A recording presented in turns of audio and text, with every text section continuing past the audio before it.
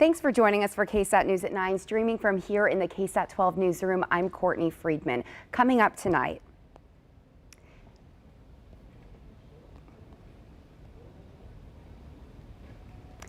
the latest numbers from the COVID-19 outbreak in the Bexar County Jail. Local bar owners say they just want to know when they'll be allowed to reopen for business. Plus, Mayor Ron Nirenberg will be joining us live to answer your COVID-19 questions.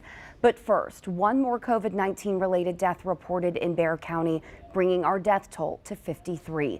Meanwhile, there are now 1,761 confirmed cases in Bexar County. That's an increase of 84 from yesterday. 30 cases from out in the community and 54 are jail inmates. 874 people are still fighting the virus tonight. 834 people, though, have recovered. More than 300 of Bexar County's 1,700 COVID-19 cases have been jail inmates and staff members, and a lot of those infected are not showing any symptoms. Here's a look at how those numbers break down. There are currently 259 inmates at the Bexar County Jail who are still infected. Of those, 222 are asymptomatic. University Health System's chief medical officer says a lot can be learned by looking at the number of asymptomatic cases in congregate settings like the jail. We've seen asymptomatic positives at a percentage as high as 70%. Now that we're also starting to see come down. And part of it's because you're expanding the testing so the denominator gets bigger. If we were to test all of our individuals here in San Antonio, we may see similar percentages. We just don't know yet. Sheriff Javier Salazar says about 800 inmates have been tested so far, and there are about 2,000 more to go. Give them a date. Bar owners say they're ready to reopen, but the Texas governor announced yesterday it did not include bars. Patty Santos talks to two different bar owners who say the longer they wait, the harder it will be to reopen. She also breaks down why the government says bars are different than other businesses.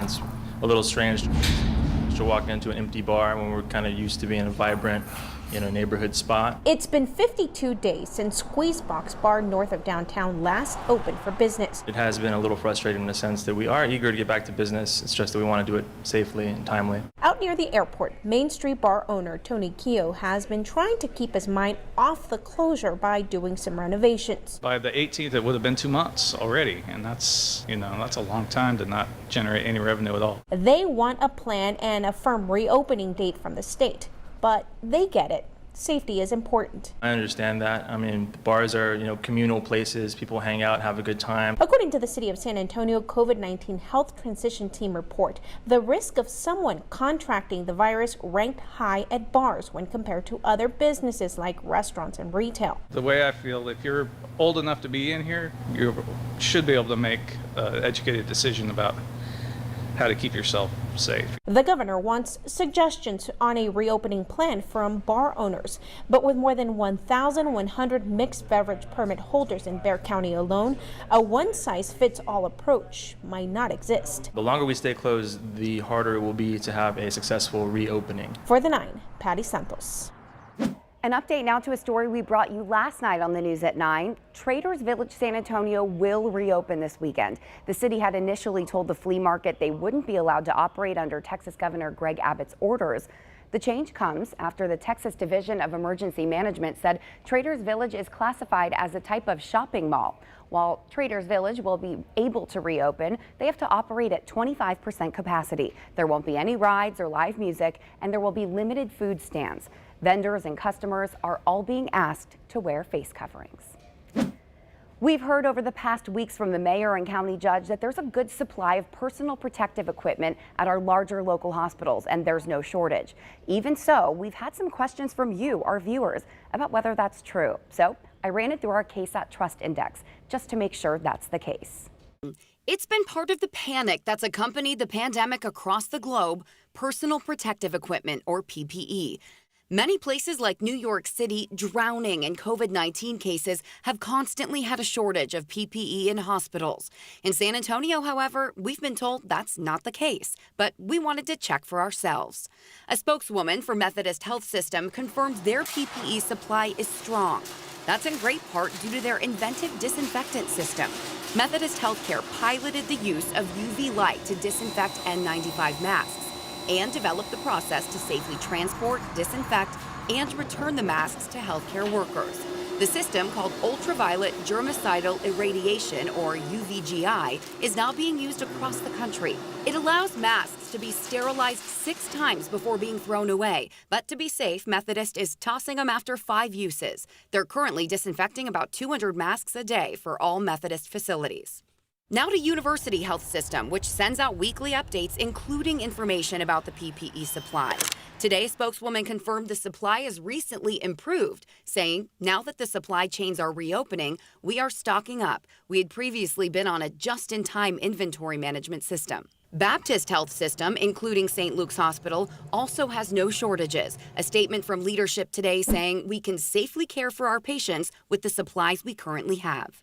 Christus Santa Rosa hospitals and clinics have a strong supply, saying today, not to say it hasn't been a challenge to think creatively, but we are in a really good position right now. They have also created a mask repurposing system for Santa Rosa and the Children's Hospital. UT Health San Antonio has clinics and labs across the city with its healthcare workers and researchers on the front line. They say they do not have a shortage and are closely monitoring our PPE and providing universal masking to our employees. With all these confirmations, we are labeling the information given by officials on local PPE supply as true on our KSAT Trust Index. Brooke Army Medical Center told me today their supply is also strong. During an April 30th news conference, the Department of Defense announced they will be, quote, cranking out masks for a very long time. If you have information, pictures, or videos that you're unsure about and want the KSAT Trust Index team to check out, just submit it to ksat.com/trustindex. As COVID-19 recoveries rise in our area, more people are donating convalescent plasma in an effort to help others. A spokesperson for South Texas Blood and Tissue Center says 31 recovered patients in San Antonio have now donated their plasma. Researchers believe the antibodies in the plasma of someone who has recovered from the virus can help develop a potential treatment. Today, we caught up with a local woman about why she chose to donate. She says she wants to pay it forward and do what she can to help those still battling COVID-19, including one of her friends. He's on his 31st day on a ventilator here in San Antonio, and anything I can do to help is important. This is such a minor thing to go through to help someone potentially live. We've been the lucky ones. We're the survivors. We're the ones that have actually made it through this. We owe it to those people. If you've recovered from COVID-19 and are interested in donating plasma, send an email to the address on your screen. It's covid19@southtexasblood.org. Now let's turn to the 9 at 9, a new video from the fatal shooting involving an unarmed black man. Spain is continuing their COVID-19 restrictions while South Korea is easing up theirs. And a local McDonald's store made Haven for Hope staffers feel very appreciated today. Here's tonight's 9 at 9. Take a look at this newly released video of a racially charged case in Georgia from back in February. The video shows a white father and son in their pickup truck armed with guns in pursuit of an unarmed black man. The men claimed they thought the victim, Ahmaud Arbery, could be a neighborhood thief. They allegedly shot and killed him. The 2 men are still free and the case won't be heard by a grand jury until at least June because of the COVID-19 restrictions. A lot of time has passed and I'm ready to get these people who are responsible, in jail. Deadly shooting inside a Northwest Side barber shop. Right now, police are working to track down the man they say shot and killed one woman and stabbed another multiple times. It happened at a Diesel barber shop that's off of Bandera Road near 1604. The woman who was stabbed was able to get away and call police. She was taken to the hospital. The other victim was found dead when officers arrived. Police Chief William McManus says the incident began with a disturbance. A suspect has not been identified, but officials believe the man is in his early to mid-30s. Spain's parliament has extended their state of emergency for the 4th time today. It will now last until May 24th. But the vote wasn't without controversy. The main opposition party abstained, and it took last-minute negotiations by the prime minister to secure the necessary votes. More than 25,000 people have died from COVID-19 in Spain. Bexar County Budget Director Seth McCabe has resigned from his position. A memo today obtained by KSAT 12 defenders confirmed the news today. The resignation is effective May 14th. Officials have not released any details about the timing of McCabe's departure, but only that he's leaving to pursue a new opportunity. McCabe worked for the county for more than 12 years. South Korea beginning to ease its COVID-19 restrictions. That's because new COVID-19 cases are remaining low. Students in South Korea can gradually return to school on May 13th, but students and teachers are supposed to wear masks and keep a safe distance from each other. Today, a judge ruled that the New York State Democratic presidential primary will take place. The state board canceled the primary due to the pandemic and removed the candidates who suspended their campaigns from the ballot.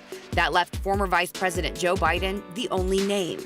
Board members therefore argued there was no reason to hold a primary with one candidate. But the judge ruled to reinstate all the candidates and hold the primary on June 23rd. JetBlue is giving 100,000 healthcare workers round-trip flights for two to honor their work amid the COVID-19 pandemic. They'll start by giving flight certificates to 10,000 healthcare workers in New York City. Then they'll give 90,000 pairs of flight certificates to medical professionals across the U.S.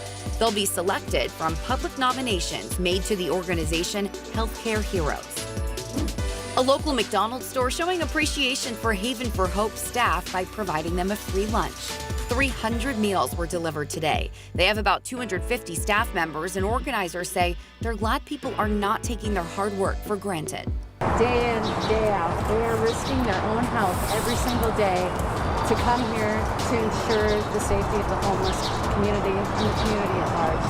And so for you to be here and to recognize their hard work, it means the world to us. Haven for Hope has helped 13,000 people transition from homelessness to living in permanent housing.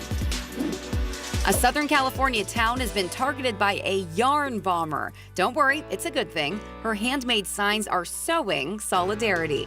Stephanie Burial is sharing colorful hand-knitted coronavirus messages. I have one that says kiss this virus goodbye because I feel like we should all be doing our part to get rid of this thing. Each sign takes up to 50 hours to complete, but with stay-at-home orders in place, Burial says she has nothing but time. To read more about these stories, head to KSAT.com.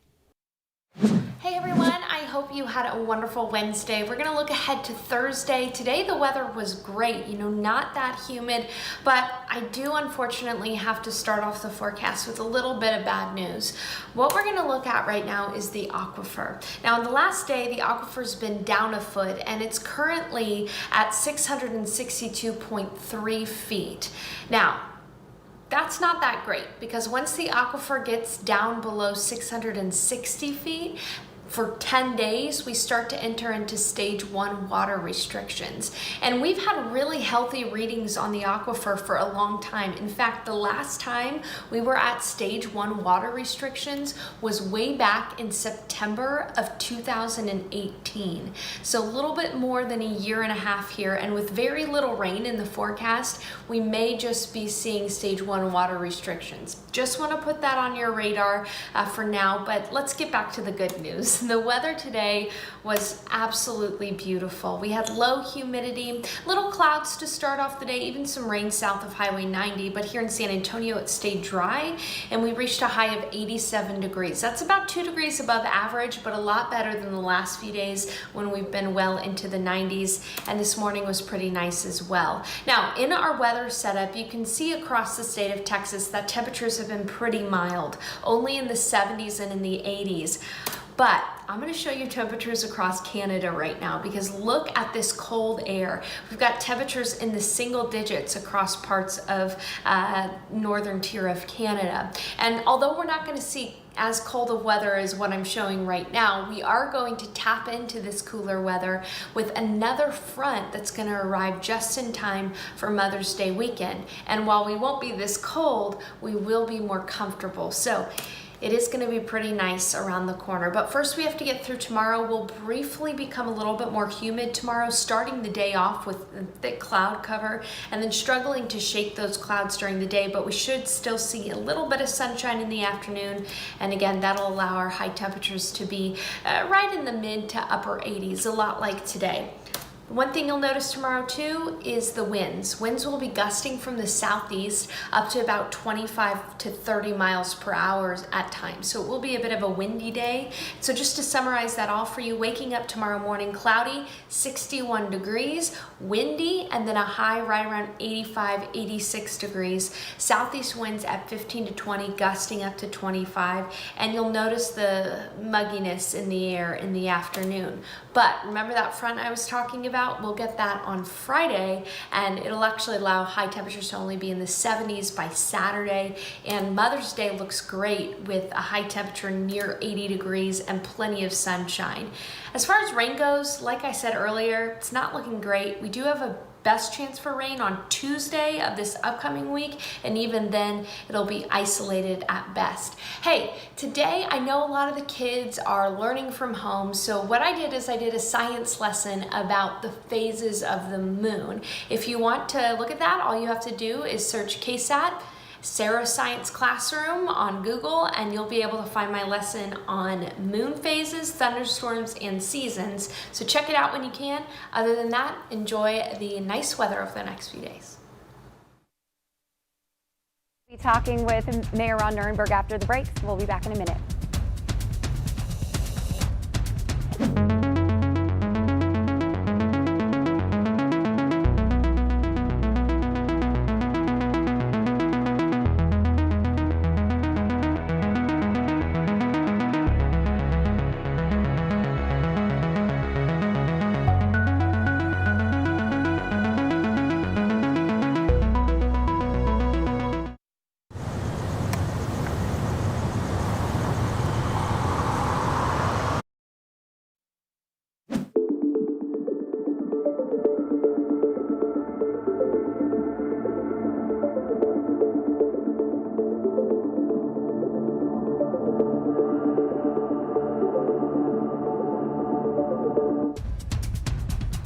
Fighting fear with facts, it's what we're trying to do every night during this pandemic at around this time. Tonight, we're joined by Mayor Ron Nirenberg, who joins us each and every Wednesday, or has since this crisis began. Mr. Mayor, thank you for being with us tonight. Good evening. Great to be with you. I want to get to some of our questions and some of our viewer questions tonight. The first question is one that I've had for a while. Have you actually been tested for COVID-19? No, I have not. Obviously, I'm grateful that I haven't exhibited symptoms or been exposed to anyone who's had it, thankfully. But, once the asymptomatic testing really ramps up, I might just go in just for peace of mind, but we're not there yet. Yeah, that's what I was curious. And that leads to our viewer question here. Can anyone who wants a test get a test at this point, even people without symptoms? The answer technically right now is yes, because we've opened up the testing protocols pretty widely. So if there is any reason for you to get a test, there is a test available for you. And I just made mention this evening about the mobile testing sites that are going to be moving around the city. We have a couple of them opening up tomorrow from 9 to 5, where you don't need an appointment, you don't need it doesn't cost any money. So we're really trying to get tests out there. I will say, though, that the test is most accurate and critical for people who are exhibiting some symptom or know they've been exposed. Otherwise, it's really not necessary to be administered a diagnostic test. Are you still concerned that not enough people are getting tested? I know this was a concern for you at one point when we were talking about the Freeman Coliseum site. Are you concerned that people aren't showing up to get tested who maybe should be getting tested? Yes, I am. And that's why we've been pushing the message so loudly every night, which is that if you have a symptom, if you've been exposed, if there's reason you believe that you need a test, you should go get a test. And, we have to bust some myths about that. You don't need a doctor. You don't need a primary care provider. You don't need health insurance. You don't need money to go get a test. If you need to be tested, we want you to get tested. And so we have the mobile clinic set up. We have private providers that are providing it. We have the drive-up testing site at Freeman. There's a lot of places to get them. We want to make sure people are taking the test. Right. And again, for what you said, you don't need money, you don't need insurance, you don't need a doctor. That's right. If you have the symptoms, go get tested. Absolutely. Okay. 100%. The next question has to do, I know that you have voiced some concerns in the past about people not wearing their masks in places where they should be. Are masks becoming a political issue? Unfortunately, they are, as most things tend to be in this day and age, but it really shouldn't be. This is guidance from every part of the political spectrum when it comes to health professionals. This is CDC guidance, it's local public health authority guidance, it is common sense to wear a mask. And the reason is we know that there's a high rate of infection that we just aren't seeing, that in which people don't show symptoms. They're not feeling sick, they're asymptomatic. And there's not enough research to determine whether or not the asymptomatic infected individuals are really infecting a lot of others, are very contagious. We know that the contagion factor goes down when somebody's wearing a mask. So for the protection of other people, whether you feel sick or not, or if you feel sick, you shouldn't be going out. But if you don't feel sick, you may in fact be infected, and we want you to wear a mask. And until we really have vaccines and other therapeutics that directly address this issue, people are going to have to get used to wearing masks. That's really one of our main ways as we open up of slowing the spread of this virus. Somebody asked on my Twitter account tonight, when do you think we'll get to the point where we don't have to wear masks? I think it's going to be some time, unfortunately. This is just going to be another accessory that people leave the house with for a while. I think until we get very clear guidance about antibody testing, and antibody testing is done en masse across the country, which we're not at yet because the antibody tests that have been available are very inaccurate. And they're starting to roll out a little bit faster, but we're not there yet with the antibody testing nationwide. And the other issue is there's no vaccine. There's really no therapeutics that are proven to work with this disease. So in order for us to limit the spread of it, we're asking people to wear masks. The public health officials are asking people to wear masks. Some people think it's silly. The health officials will tell you it's saving lives. When will the San Antonio Public Library reopen? The next viewer question. That's a great question, and we are working with our library officials right now on a reopening strategy. Right now, they remain closed. They remain closed based on the health transition team guidance, but we're getting closer, especially as we see data that we've really flattened the curve, that we can begin to open those up. In Bexar County, the bibliotheques have been open now to provide some access to technology. The problem with the libraries, the traditional libraries, is that there's a lot of exchange of goods, hard goods. And so there's a lot of mixing and mingling that doesn't take place at, say, a digital library like bibliothèque. So there's a little bit different, and so we're going to be cautious, but we're working on a transition plan there. Okay. Our next question comes from viewer Isis Romero, maybe. Now that we've shifted from crisis to recovery mode, what is the biggest challenge in your opinion?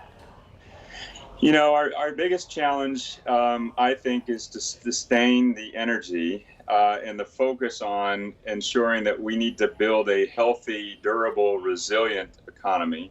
And that first requires us to have healthy people. So as we begin to recover and open things up, mind the public health guidance, because that's going to be a very basic element of us continuing to open up.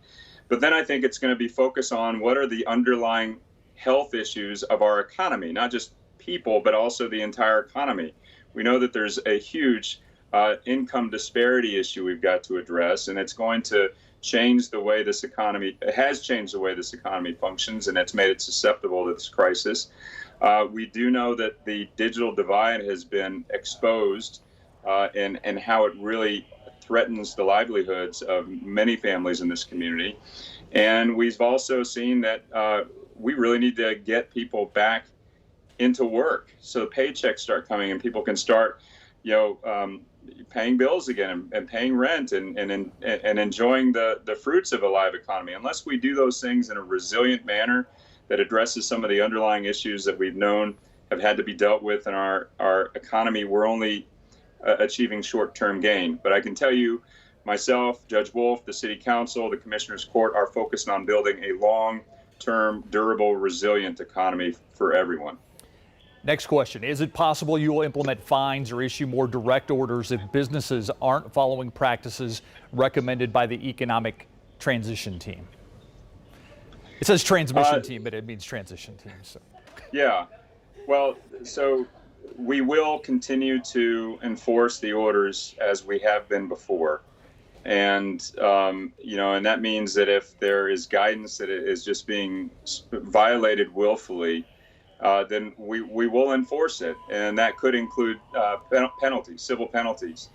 But I will tell you that the reason why we've been able to achieve some success here with flattening the curve is because people understand and trust the health professionals in our community that what they're doing works, what they're guiding us to do works.